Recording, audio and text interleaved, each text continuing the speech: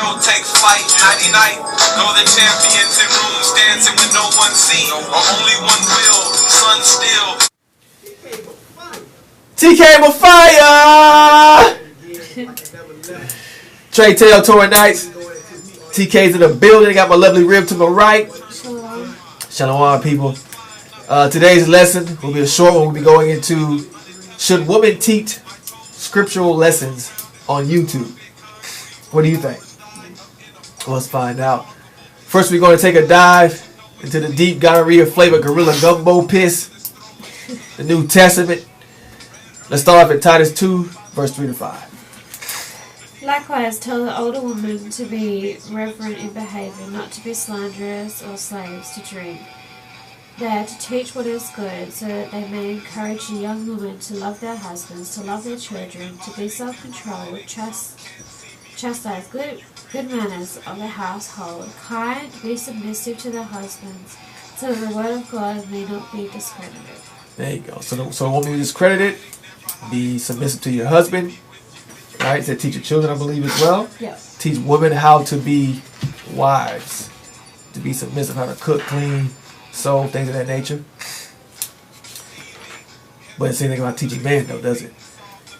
Or teaching in public. But we'll find out. Let's go to 1 Timothy chapter 2, verse 9 and 15. Okay. Also, the women should dress themselves modestly and decently in suitable clothing, not with their hair braided or with gold pearls or expensive clothes, but with good works as a proper form for women who professes reverence in God. To 15. Let a woman learn in silence or full submission. I permit no woman to teach or to have authority over a man. She is to keep silent, for Adam was formed first, then Eve. And Adam was not deceived, but the woman was deceived and came to transgression. Yet the woman will be saved through childbearing, provided they continue in faith and love and holiness with modesty. There you go. Alright. So it tells you there, 9 to 15. He has to be in full submission. She is to keep silent. Right? So there you go. Right? But we see women on YouTube violating this. You be like, I'm a prophetess. I'm a prophetess. Right? But it doesn't take a prophet to see you ain't got no man and you're angry. Right? Let's go to 1 Corinthians 14, verse 34 to 35. You read that one, I get the next one. 14, verse 34 to 35.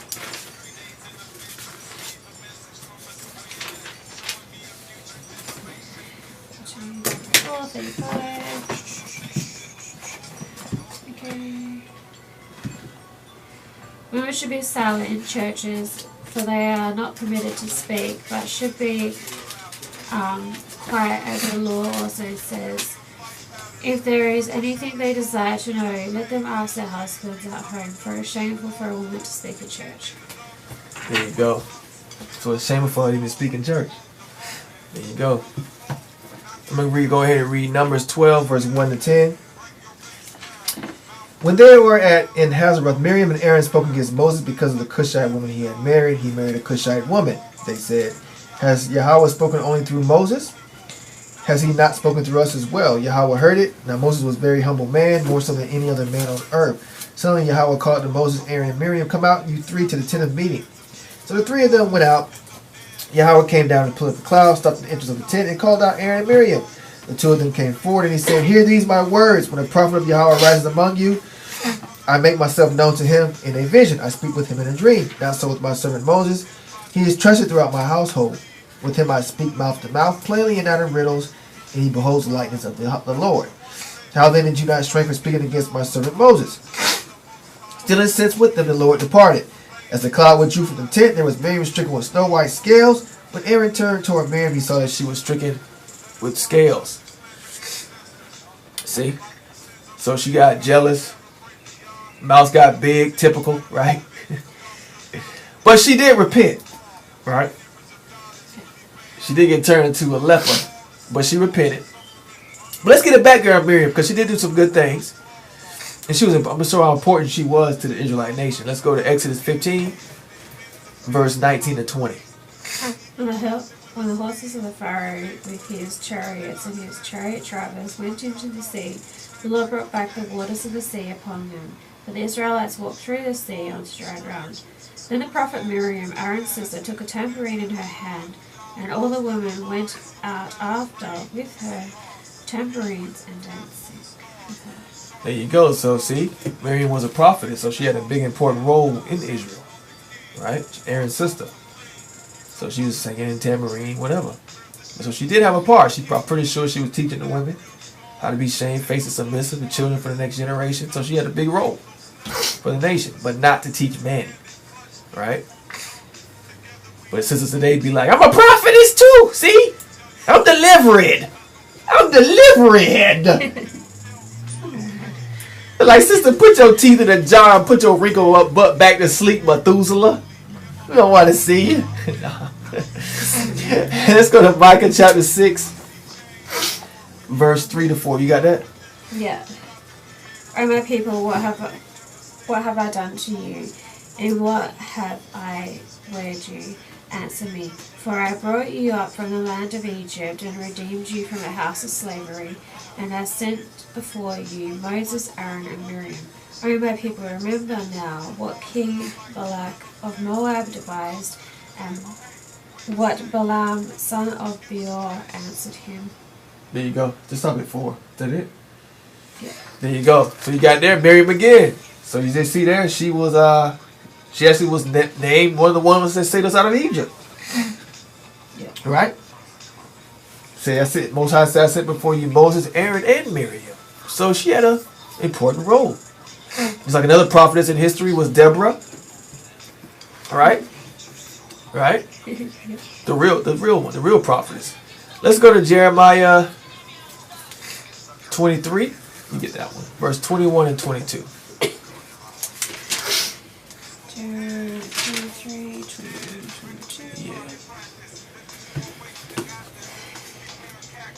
Okay, I did not send the prophets, yet they ran. I did not speak to them, yet they prophesied. But if they had stood in my counsel, then they would have proclaimed my words to our people, and they would have turned them from the evil way and from the evil of their doings. See? See that? Did I send these prophets that call themselves prophets and these labels they have on today? Prophetesses. Right? See, you're liars.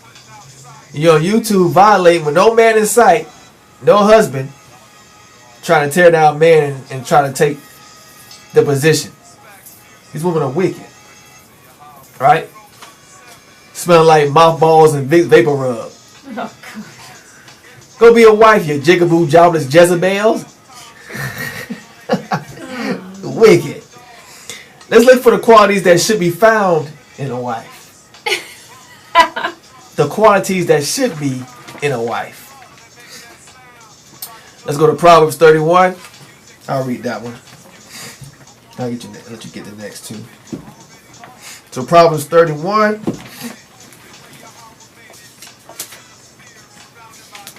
Verse 10 to 31.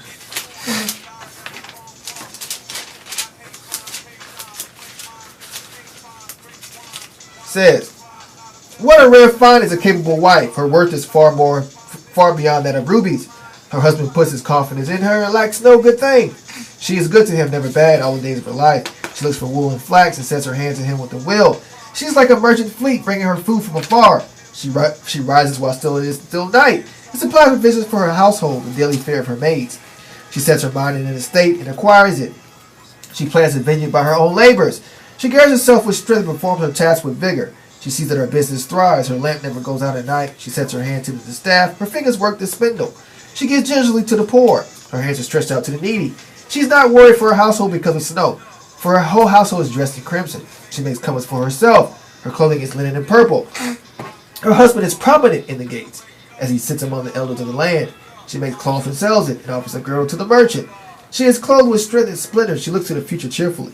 Her mouth is full of wisdom, her tongue with kindly teaching. She oversees the activities of her household and never eats the bread of idleness. Her children declare her happy. Her husband praises her. Many women have done well, but you surpass them all. Grace is deceptive. Beauty is illusory. But it is for her fear of Yahweh that a woman is to be praised. Extol her for the fruit of her hand, and let her works praise her at the gate. So she makes her husband prominent. She sews, she weaves, she teaches women how to be submissive to the man. She's shamefaced, she's quiet. She raises the children the way they need to be in the Torah. Teach them about the Torah so they don't stumble when they grow up. They pass it on to their children. You don't see that today. Women today can't even microwave rice, right?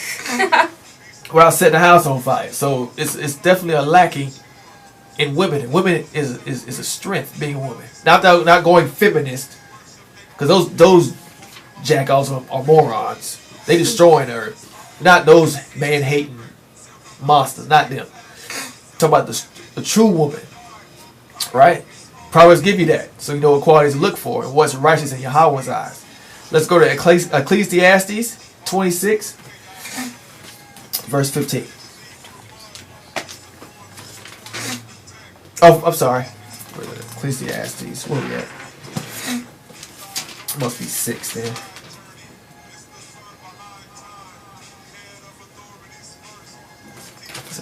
I'll go to Sirach. Sirach 26. 26. Verse 19 to 21. Sorry, pages. That's alright. 19 to 21? Yeah, go ahead and read that. Okay. My child, keep sound the bloom of your youth, and do not give your strength to strangers. Seek a fertile field with the whole plain, and sow it with your own seed, trusting in your fine stock. So your offspring will prosper and have confidence in their good descendant, and they will grow great. There you go. That's pretty cool. Alright.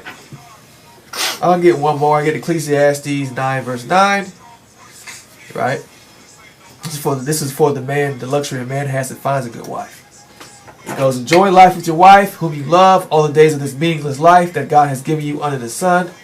All your meaningless days, for this is your lot in life, and your toilsome labor under the sun. So that should be you should be able to labor, come home to a beautiful wife. Spiritually, it takes care of your children. You know what I'm saying? She has your meal cooked. She has your stuff done for you. Be submissive, right? I heard some women freaking growling like wild rabbit dogs when I said that. This generation. Cook for my husband. I'm independent. Nah. But seriously, that's what it should be. He should be coming home like he's going to a 10-round boxing match. Because you can't close your mouth. You right? That's just ridiculous. That's ridiculous. He's your king, right? Let him be one. All right? Anything you want to add in? Come on this? Not really. Just listen to your husband and YAHAWAH'S. YAHAWAH'S. Shalom.